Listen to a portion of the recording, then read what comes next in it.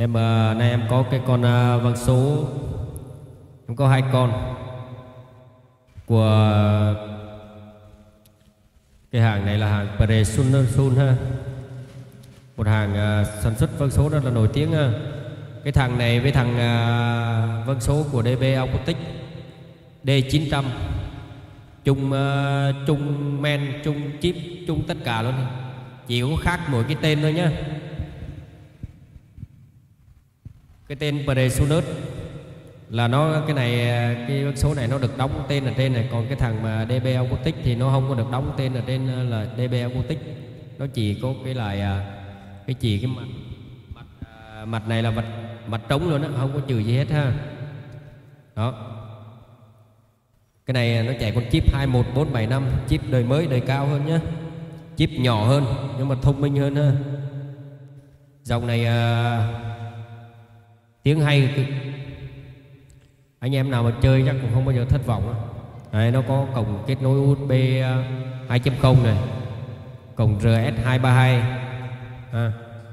Đấy, rồi nó có Super Reverb này, nó chạy chung phần mềm của DB Acoustic nữa ha. Đây là em đang kết nối với lại cái phần mềm này, lát nữa em sẽ chỉnh âm thanh cho anh em nghe thử ha. Quay phía sau cho anh em xem nha.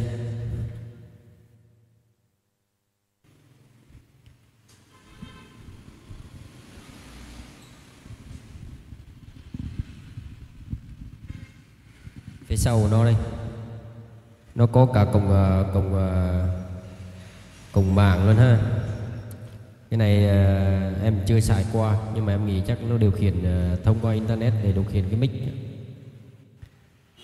Đấy, rồi là cổng optical ha, đầu in bông sen 1, 2, rồi jack out bông sen rec dùng để cho thiết bị thu âm ha. Rồi 2 cổng, tổng cộng lại là 6 cổng Canon ha, sub rồi là center rồi là full ha. Đấy,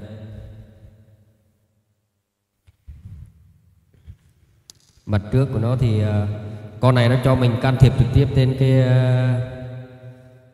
tất cả các cái phím đấy luôn nhá, nhưng mà cùng một mức độ thôi, nhưng không có hết được ha, chỉ có đưa vào phần mềm làm nó mới hết được thôi nhá. Nó được trang bị các công nghệ âm thanh này, sử dụng con chip DSP 21475.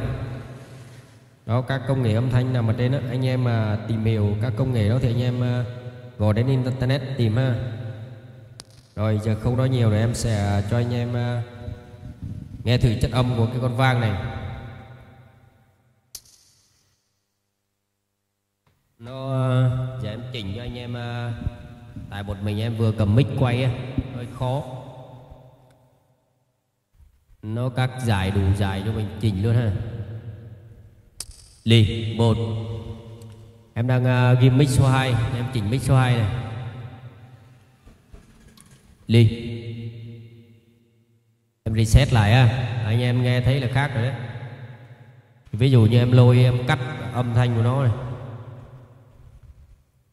Lì 1, 2, 3, lì 1, 2, 3, 4, lì 1, 2. Đấy, ở đây mình dùng bằng máy tính thì mình sẽ can thiệp được rất là nhiều thứ ở trên này ha. Như này nó ở giải bass này, giải bass mình cho số 1 này, giải bass nằm ở chỗ 50 Hz đi, 60 Hz, 70 Hz.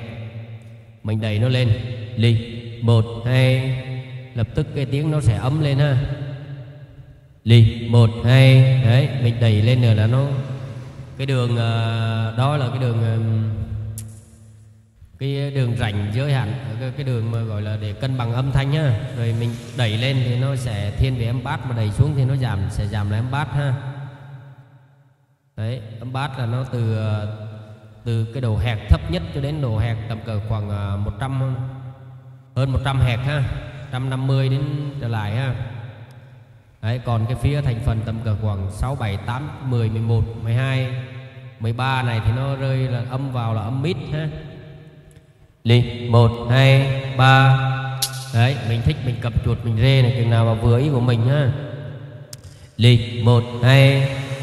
Đấy, em cái này là em làm để em giới thiệu cho mọi người ha, chứ còn khi nào em setup như là em setup riêng nha em. Ly 1 2 hay là theo yêu cầu của khách hàng ha. Còn cái giày tần này giày cao nhất số 15 này. Ly 1 2 10 kg ha, nằm ở mức độ là 10 kg. Mình kéo cho nó lên 20 kg này ha. Đấy, đưa lên rồi này. Ly 1 2. Không thích thì mình kéo xuống này. Đấy. Mình kéo chừng nào mà vừa cái lỗ tai của mình thích thôi ha. Ly 1 2 3. Ly 1 2 3. Ly 1 2. Ly 1 2 3 4 5 6 7. Ly 1 2. Đấy, em để sơ sơ vậy thôi ha, giới thiệu với anh em vậy đấy. Giờ review qua cái phần kể cả phần music này, nhạc luôn này nhá. Mình không thích thì mình để cân bằng này theo mặc định của nhà sản xuất đó. Tất cả các giải bằng nhau hết. Nhưng mà em thích nghe bass hơn thì em cho lên bass xíu này. Ly 1 2. Lát nữa em mở nhạc anh em mới nghe mới phân biệt được ha. Tại cái này là đang là làm nhạc, này chỉnh nhạc. Ly 1 2. Này chép ha, từ giai đoạn cỡ số 6 này trở lên này. Nó có ghi hẹt đây này, ghi ký ở dưới này nhá. Ly. Đấy, giờ em giới thiệu về phần reverb này. Cái reverb mặc định của nó sẽ đề là nó đề từ cái mức độ đường cong từ 20 Hz kéo lên chạm con số 2 là 200 Hz ha. Xong nó lại đi đến 10 kg nó lại lao xuống chân 20 kg ha. Đó là mặc định của nó. Cái tiếng reverb là cái tiếng vang á anh em. Ly. Mình mà thích cái âm mid của mình nổi lên thì mình kéo nó lên. Ly 1 2. Âm mid lập tức nó sẽ nổi lên ha. Tại em đang nói rồi em cho ít reverb với echo lại. Còn khi nào mà em hát thì em cho nó lên nhiều. Đây, giờ như em cho reverb vang nhiều hơn này. Ở dưới này là reverb. Ly. Đấy, ly. Đó, nó vang hoài luôn ha. Vang tới 5 giây luôn này. Giảm nó lại này. Mình chỉnh theo ý của mình ha. Thường mặc định thông số bình thường của nó thì rơi vào tầm cỡ 3.2. Ly 1 2. Anh em nào mà hát yếu hơi thì cho lên tầm cỡ khoảng 3.7 3.8. Ly 3.7 3.6 là ngon rồi. Ly mà tùy cái phòng ha, chứ mình mà setup bên ngoài khác với lại bên trong phòng khác nha mọi người. Ly 1 2. Đấy, còn những thành phần này là chỉnh cái tần số cái hẹt của cái giải mà âm vang ha. Cái này anh em thích thì anh em cứ kéo tới kéo lui, anh em chỉnh mà anh em cứ đẩy về hết số 0, anh em chỉnh lên từng cái một nhẹ nhẹ chừng nào mà anh em nghe vừa cái lỗ tai của anh em á là được. Đấy, em giới thiệu qua phần reverb sơ sơ rồi echo này. Ly 1 2. Cái này là giống kiểu mà tăng giảm echo chính của nó. Ly nó để chữ echo vô nó ha. Đấy. Ly 1 2 3. Ly 1 2. Đấy, nhưng mà em không thích hát echo nhiều, em để echo ít thôi. Ly 1 2. Đấy. Muốn tiếng echo nó cũng nó sẽ cắt từ hẹp 20 Hz lên chạm đỉnh 200 Hz á. Rồi cái tiếng đó là nó thuộc vào dòng của con người mình hát á, nên là nó sẽ mặc định của nó sẽ cắt hết các cái giải âm trầm, cái giải âm quá cao đi. Lúc đó là cái dòng của người mình không có tới ha. Nên là nó sẽ cho mình chỉnh ở đây, nhưng mà mình thích kéo ra, thích âm tiếng reverb nó ấm hơn, nó nhiều bass hơn thì mình kéo ra ha. Đấy. Ly 1 2. Ly 1 2. Đấy, kéo tới kéo lui á, nó cho mình tăng giảm ha.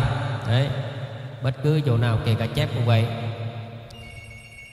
Rồi Giờ em hát thử cho anh em nghe một ca khúc nha.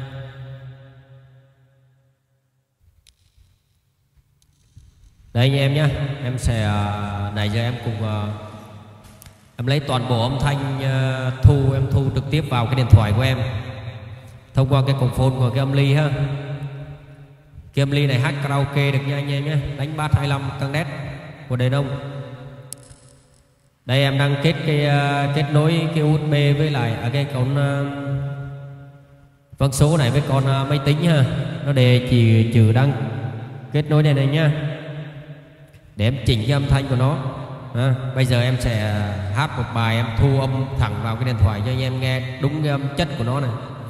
Nhưng mà thu âm vào điện thoại này thì thu, nhưng mà cũng nó không có thật cái chất âm đưa vào điện thoại nó không có bằng mình nghe trực tiếp bên ngoài được đâu.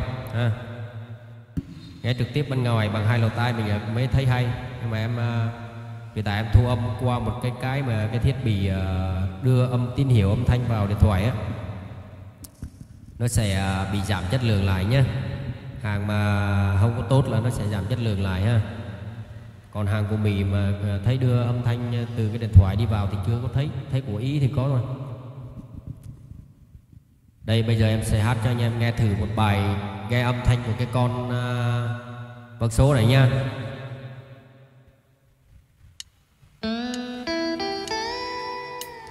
Đây em mở nhạc từ ấy bass ha.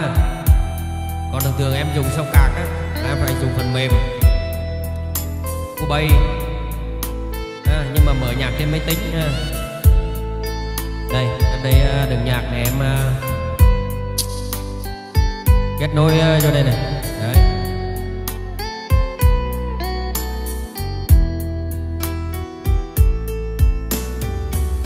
Đôi khi lòng muốn yêu em thật nhiều, mà ân tình đó trả lại bao nhiêu. Đời em là cả ước muốn tương lai, còn tôi giờ chỉ tay trắng đôi tay, làm sao chung đường chung bước.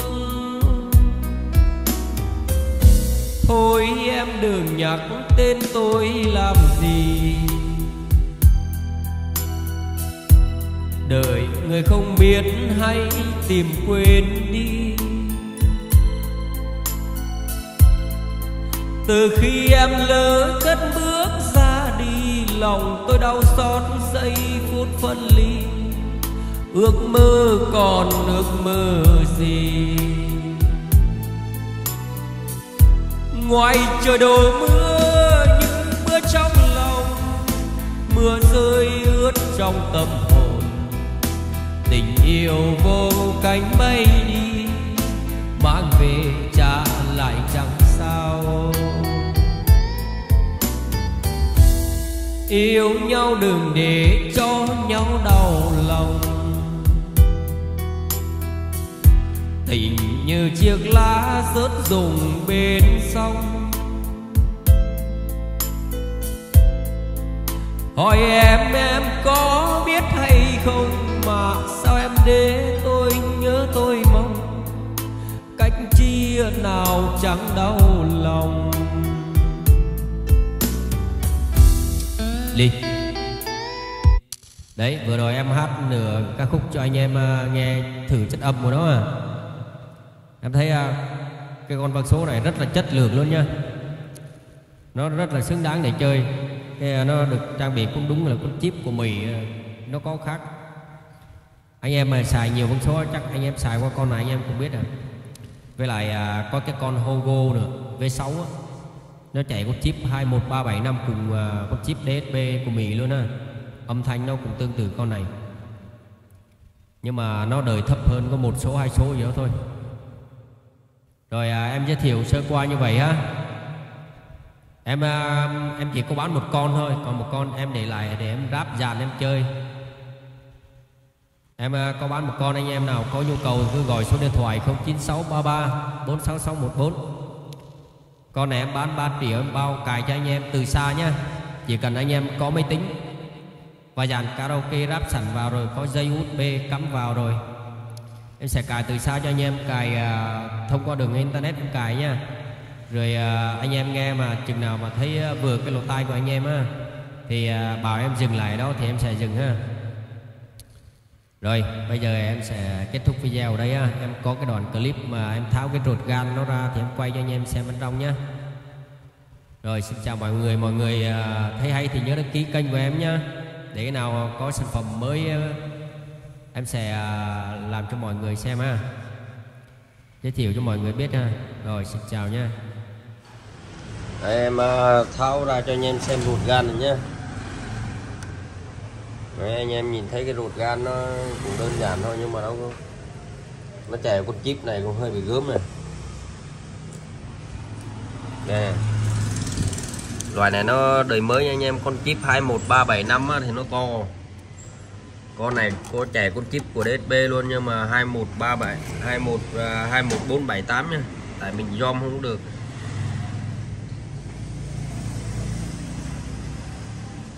Quay đấy anh em thấy không, 21478 nha, con chip đời cao hơn 21375 á. Con này của nó chạy chip driver của DSB analog luôn ha, nó hàng chip của Mỹ á. Đấy, cái này là của Presonus ha, nó chung màu với cái con DSB Autic 900 luôn ha. Nó là một loại, nhưng mà thằng kia nó không có, đây nó cũng chung màu của nó hết nè. Cái này sản xuất ở thị trường Trung Quốc nhá.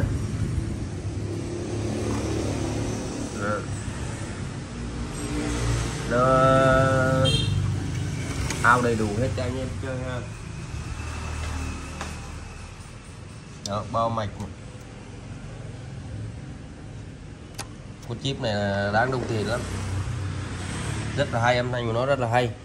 Con băng số nào mà có chip của Mỹ là rất là hay. Cái thằng DB ông có tích nó không có đề cái tên ở đây đâu, không có cái tên này đâu nha. Còn cái này giống kiểu hàng của Presonus đặt hàng á, tại sao không rõ là nó có tên ở đây này. Còn riêng thằng DB Autic nó cũng y như con này, không khác cái gì hết, nhưng mà nó không có cái thương hiệu đây nhé. Đây, ruột gan này quay cho anh em xem nữa ha, tù xài toàn tù xịn nhé. Anh đáng đồng tiền nhất là con chip này ha. Còn cái đời trước thì cái dòng 21375 thì nó làm cái bo mình rút tới rút lui. Rồi mình kết thúc video đây nhá, chia sẻ với anh em ít về thôi ha. Mình có dư một con để bán, còn một con mình để mình lắp dàn mình xài. Số điện thoại của mình là 0963346614 nha. Rồi xin chào mọi người.